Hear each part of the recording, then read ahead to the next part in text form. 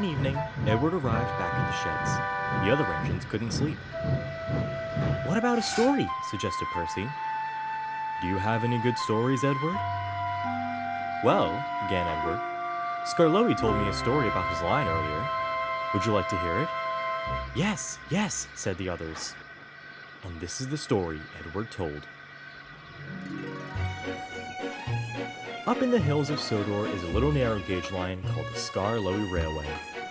There are 7 engines that run this line: Skarloey 1, Renee's 2, Sir Handel 3, Peter Sam 4, Rusty 5, Duncan 6, and Duke, who doesn't have a number.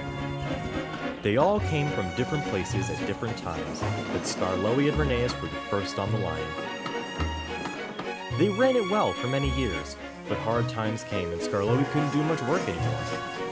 It was up to Renee's to do the bulk of the work, but soon he got tired too, and Sir Handel and Peter Sam had to help with the work. This is where the story starts. Sir Handel was shut up in the sheds for several days after being rude to the coaches. But when Peter Sam couldn't work, he was given the chance to come out and redeem himself. Sir Handel was glad to come out, but the coaches didn't trust him.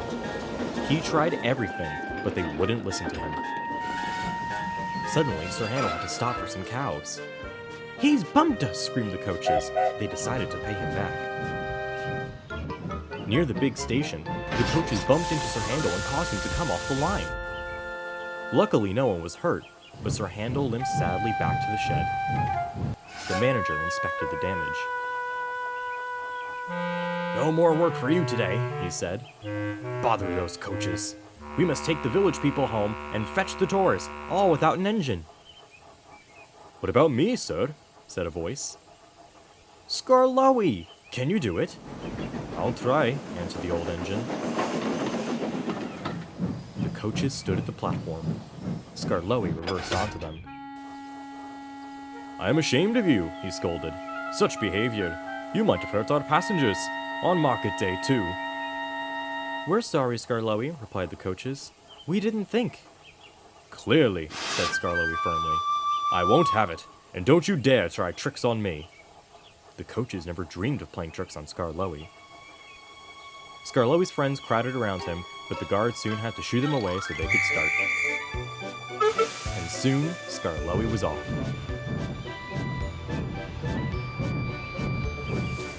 He felt grand hopping along the railroad again. He remembered all the places he had to stop and whistled to his friends. The sun shone and the rails were dry. "This is lovely," he thought. As the line grew steeper, Skarloey began to feel out of breath, but he didn't falter. He quickly caught his breath at each station.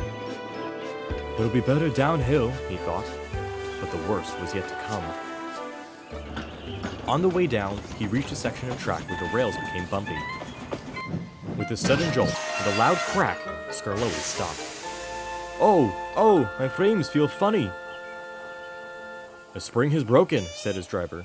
"We'll have to call for a bus now." "No, I'd be ashamed if a bus took my passengers.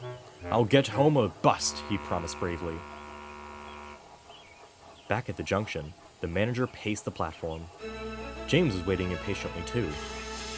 Then, in the distance, they heard a hoarse peep peep, followed by groaning and clanking. Skarloey then trundled into view. He was slightly tilted to one side and was groaning the whole way, but he plodded bravely on. "I'll do it! I'll do it! I've done it!" And he sighed as the train stopped. James said nothing and then respectfully puffed away. "You were right, sir," said Skarloey. "Old engines can't pull trains like the young ones." "They can if they're mended, Old Faithful," smiled the manager. "And that's just what will happen to you. You deserve it." And he was, finished Edward. The other engines thought it was a very happy story indeed.